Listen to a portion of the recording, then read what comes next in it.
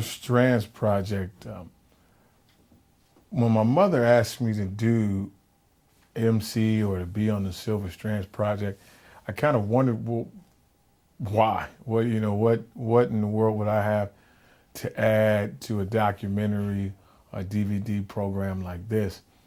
And then I began to think, Silver Strands, even though it's a consistent strand,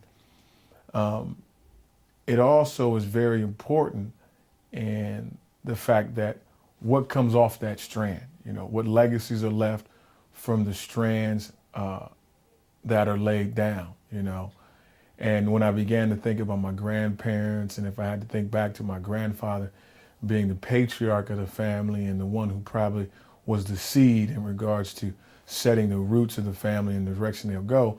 And then from there and back and forward, that being the consistent silver strand, I had to look at me being an offshoot or an offspring of that strand. And what I thought I might add to a DVD of this nature is, coming from a young man's perspective, what does the silver strand look like to me? What's the importance of it? What's the value of it? And also, how has it affected my life at a point where I'm at a crossroad? Meaning, I can see the value of history behind me, and I can also see the value and change of history in front of me. And I think that vantage point is given to me because I'm a young man in an adult situation. And what I mean by a young man in an adult situation is I'm only 31 years old, but at the same time, I have 3 daughters, I've been married. And so I've been in a lot of adult situations, but yet and still, I meet those situations with the freshness and the newness of perspective of a young man, which is an advantage and a disadvantage at sometimes. But the silver strand part of it is despite the mistakes I've made, despite the direction I may head, that silver strand still guides me. It's actually like my rudder in life because the foundation was laid so firmly by my grandfather, my mother, my father, and those in my immediate circle that no matter which direction I go, I won't skew far from the direction that I've been raised in. So I'll touch on the importance of my grandfather's legacy in regards to being a Silver Strand project. Like I said, he was the patriarch of the family, and he basically laid, to my knowledge, for me, laid down the foundation and the seed for the direction in which I should tailor my life into. Now, regardless of whether I'm walking that path now or not, he laid the foundation of what I know is right. And as we all grow up, we go a little left of the line, we go a little right of center. But what's very important in young folks' lives is that they know where center is. And in a world where everything is changing, from economics to politics to gay marriages to civil unions, it's very important that you leave a generation with what center is, what is right. The Bible talks about the road is straight and narrow. If you don't teach kids and you don't lay down for a generation what that straight and narrow is, don't be surprised when they're far left and far right. Don't be surprised when you have things like the confusion on what is marriage. Don't be surprised when you have things like the downgrading and the demigrating of women. And don't be surprised when families fall apart because the generation doesn't know where center is. And so I have to attribute that to my grandfather and my grandmother because every time we're in their presence, they were consistent with what center was. My grandfather was consistent with the way he treated my grandmother. He was consistent with the affection, the love he showed her. He was consistent with the road he walked. And even though he might not think we were noticing, we noticed the consistency, we noticed the road, we noticed the silver strand. We noticed the way how straight the arrow was.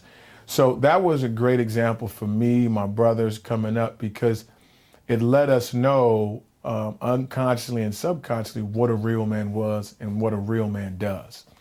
And I'll emphasize that point because for these young men coming up now, it's very important. It's magnanimous in nature for them to know what a real man is and what a real man does, because they will constantly be addressed with those situations as far as, am I a real man?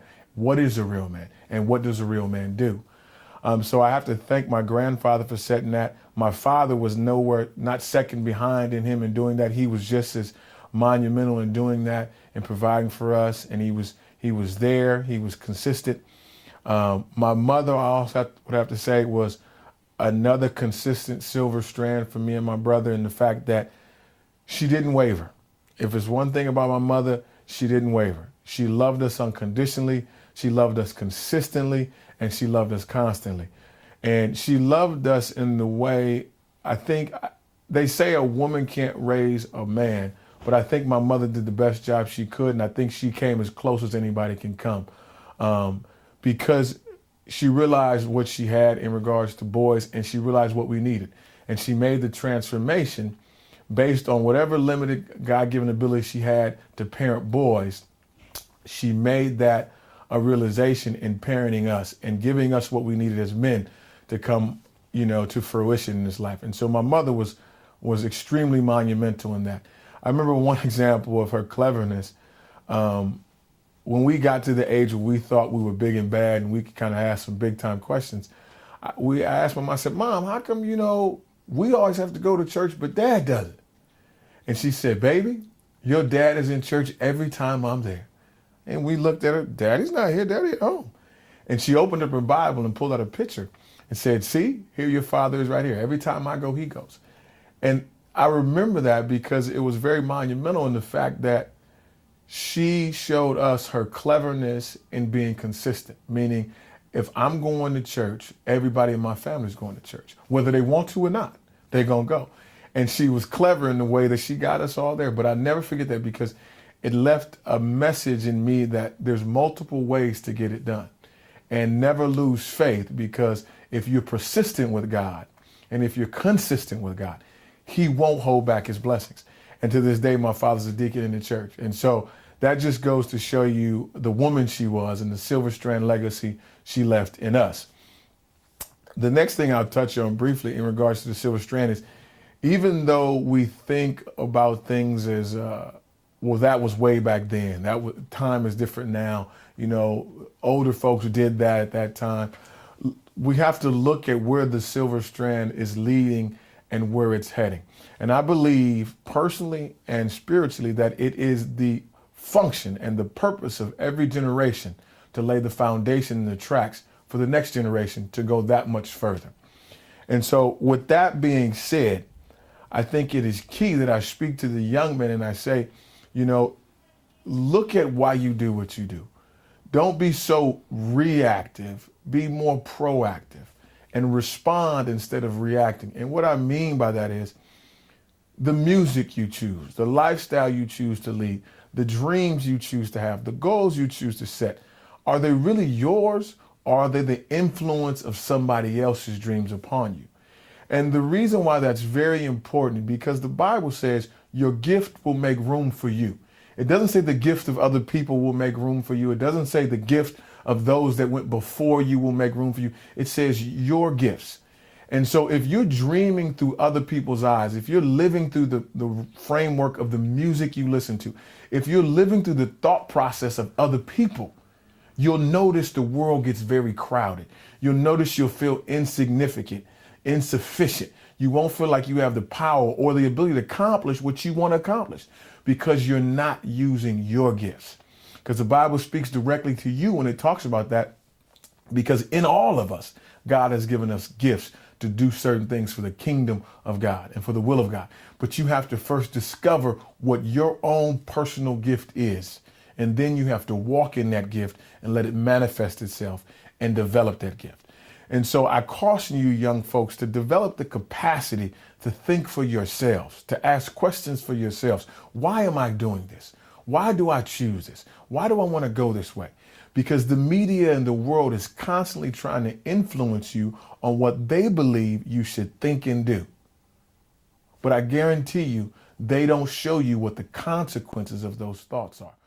But he's a good friend. Yes, a friend that I know that sticks close than a brother. Yes. Praise the Lord. Praise the Lord. Another day journey, and I'm glad about it. I'm glad about it.